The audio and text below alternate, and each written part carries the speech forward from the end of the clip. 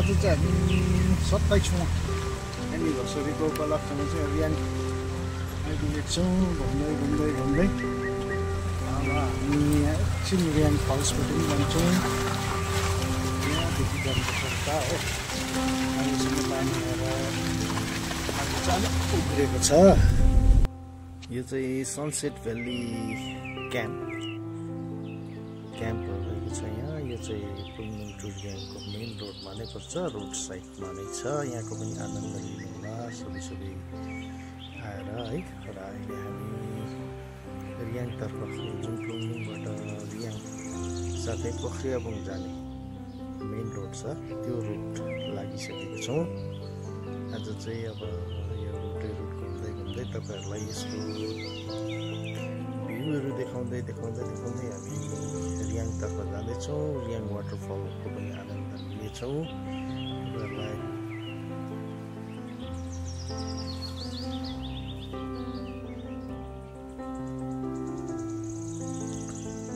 अहिले हामी रियाङ रुटमै छौँ। यो देख्नुहुँदैछ यो चाहिँ हाम्रो यहाँ बिचमा पर्ने सानो खोला जसलाई हामी डङ्ग्रे खोला, मानी खोला पनि भनिन्छ। हाम्रो जुन यो पुङमुङ टु सुकिया रोडमा मानी ढुङ्गामा पहिला मानी राखिएको थियो, त्यो मानी चाहिँ त्यो ढुङ्गामा भन्दा अगाडि चाहिँ यो खोलामा राखिएको थियो अरे। र त्यसले गर्दा चाहिँ यो खोलाको नाम मानी खोला भनेर बसेको रहेछ। त्यहाँ खोला पनि हामी काटेर अब यहाँ रियाङतर्फ लाग्दैछौँ। अप्पर रियाङ हामी पुग्नै लागेको छौँ मानी खोला काटेर। र अब केही क्षणमा नै हामी अप्पर रियाङ पुगेर त्यहाँबाट फेरि ओह्रालो रियाङतर्फ लाग्नेछौँ। हेर्नुहोस् है,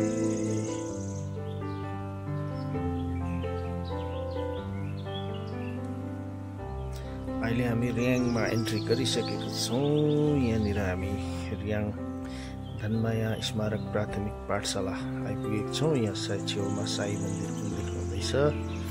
र हामी अहिले चाहिँ यहाँनिर रियाङ प्राइमेरी स्कुल धनमाया स्मारक स्वर्गीय धनमाया स्मारक प्राथमिक पाठशालामा आइसकेका छौँ। रुखको सुक्खा पत्कर पातहरू झरेर ड्याममा भएको सडक हेर्नुहोस् है, सुन्दर दृश्य है। अब चाहिँ हामी फल्सतिर लाग्यौँ। नयाँ बाटो भर्खर बनिएको। यो भिडियो त मैले पहिला पनि हालेको थिएँ, त्यति बेला चाहिँ बाटो बनिएको थिएन हो। यहाँनिर एउटा धारा छ हेर है, धारा। यो धारा चाहिँ यहाँ अलिकति जान्नुमा आए अनुसार शङ्खरे धारा भन्दो रहेछ हो। शङ्कर धारा चाहिँ किन भनेको भन्दा चाहिँ अहिले नै शङ्कर बाजे यहाँ कता बस्नु अरे र उसकै नाम राखेको रहेछ हो। यहाँबाट हामी सिधै अगाडि लाग्छौँ। अगाडि बाटो देख्यो, नयाँ बाटो।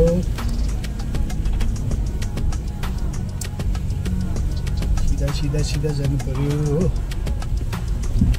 यहाँ पनि उयो बनिन्छ, स्विमिङ पुल रेडी हुँदैछ त्यहाँ पनि।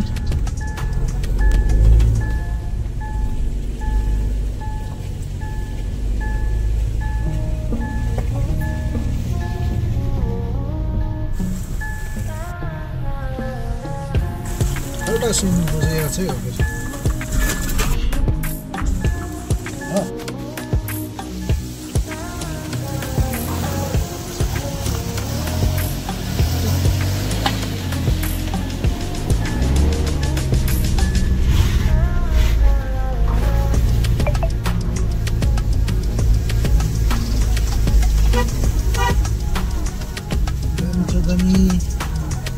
यहाँबाट उम्दा चाहिँ फल्सको बाटो हो। पहिला उता गएर आउँ है।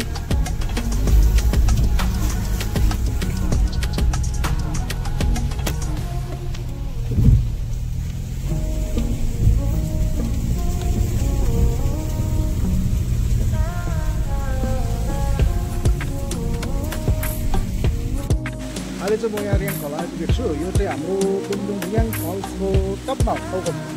यहाँदेखि मुनि चाहिँ फल्स छ। यता चाहिँ पुरानो हाम्रो खोलाको बगर हो यो। यहाँनिर हेर्नु उहिले पैदल हिँड्ने बाटो पुङमुङबाट रियाङ चाहिँ यो माथिबाट यहाँबाट बाटो छ है। अहिले चाहिँ यहाँ म आइपुगेको छु। यो चाहिँ पुरानो पुल, यो चाहिँ ल यहाँसम्म चाहिँ यो रोड बनिएर आइसकेको छ। योदेखि मुनि चाहिँ हल छ है, के अरे फल्स, वाटरफल रहेको छ।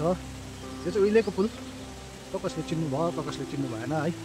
यो चाहिँ पुरानो हाम्रो रियाङ खोलाको पुल। यो बाटो हिँडेर ओहोर हुन्थ्यो पहिला, र अहिले चाहिँ अब गाडीको बाटो चाहिँ अलग्गै माथिबाट बनिएको छ। यहाँनिर अहिले यो सबै रुखपातहरू यहाँबाट काटेर साफसफाइको काम भइराखेको छ। यो पुरानो पुल, कसले चिन्नु भयो कसले चिन्नु भएको छैन है। यहाँबाट चाहिँ पहिला लुङदुङदेखि रियाङ चाहिँ हिँडेर ओहोर गरिन्थ्यो भने चाहिँ अहिले चाहिँ सडक चाहिँ अर्कैपट्टिबाट बनिएको छ। त्यसले गर्दा यहाँ आजकल त्यति मान्छे हिँड्दैन। यो बाटो नै हो उहिले ओहोर गर्ने चाहिँ हो।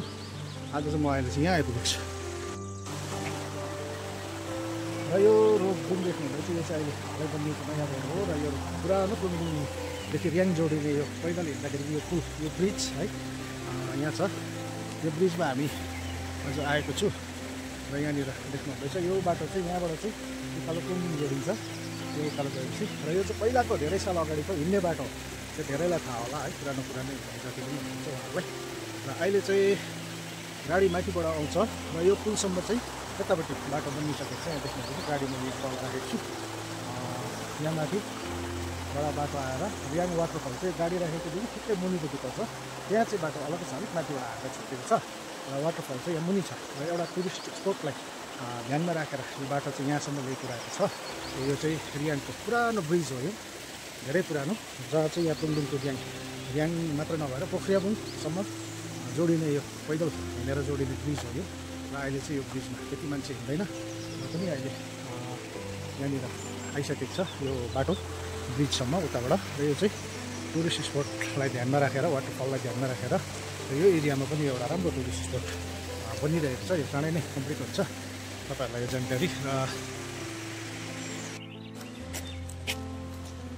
यो चाहिँ सिधा पुरानो पुल जाने बाटो यहाँबाट छुट्टिएको छ। यो ओह्रालो चाहिँ वाटरफल जाने बाटो यहाँ तलसम्म चाहिँ पुगिन्छ वाटरफल।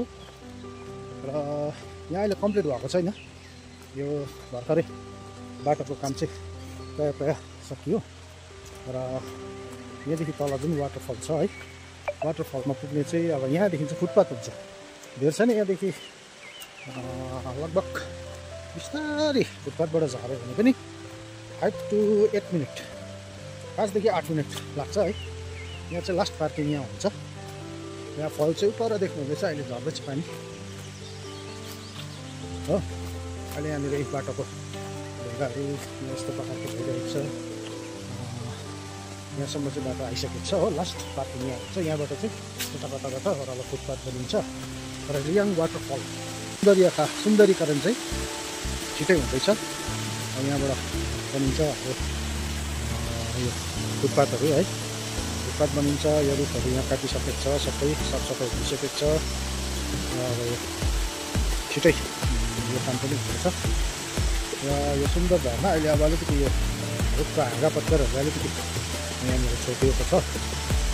र यो छिटै नै यो बनिन्छ। यो पनि यहाँ चाहिँ वाटरफल चाहिँ यो पर्यो, रियाङ वाटरफल। र अब यहाँदेखि बाटोहरू बनेर यहाँ पार्किङ हुन्छ लास्ट। यहाँदेखि चाहिँ फुटपाथ बनिन्छ। फुटपाथ बनिएर यहाँबाट वाटरफल जानु चाहिँ अलिकति 5-7 मिनटको बाटो यहाँबाट। अब सबै फल्छ, गाडी पुग्नु पनि मिलेन होला हो। त्यसले गर्दा एकदमै राम्रोसित यहाँबाट बनिने प्रबन्ध हुनेछ। र यो वाटरफलमा पुगेपछि चाहिँ एकदमै त्यहाँको मनोरम दृश्यहरू, झरनाको दृश्यहरू हेर्न सकिनेछ। Happy anniversary. हामी कहाँ छौँ होला एनिभर्सरीको दिनमा? आज कहाँ आइपुग्यो होला हामी? सबैले हेर्नु होला यहाँ फल। यो चाहिँ स्विमिङ पुलको ढाकामा बनिँदैछ है, कम्प्लिट भइसकेको छैन। यहाँ पनि सानो फलबाट माथि वाटरफलबाट पानी आएर यहाँनिर भरिन्छ। र यहाँ चाहिँ स्विमिङ गर्न सक्नुहुन्छ। बाटोकै साइडमा छ यहाँ, जुन अहिले हामी यो माथि वाटरफलपट्टि गयौँ त्यो बाटोमै पर्छ यो। यहाँ चाहिँ पछि यो एकदमै राम्रोसँग बनिसकेपछि एकदमै यहाँनिर गरममा चाहिँ एकदमै स्विमिङ गरेर मनोरञ्जन लिन सक्नुहुन्छ। यो पनि बनिरहेको छ, काम धन्दा पनि चलिरहेको छ स्विमिङ पुलको लागि। अहिले पनि यहाँनिर चाहिँ पानी उठिसकेको छ है।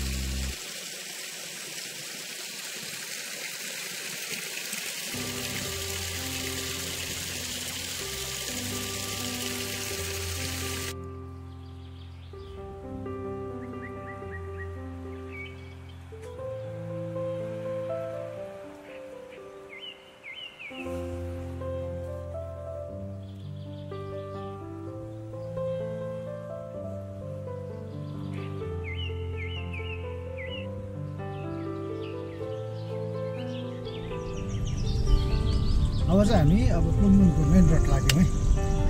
सुकेको पनि जाने मेन रोड चाहिँ यो पर्यो। सबैलाई धन्यवाद भिडियो हेरिदिनु भएकोमा। फेरि पनि यस्तै राम्रो भिडियो लिएर तपाईँसँग उपस्थित हुनेछु।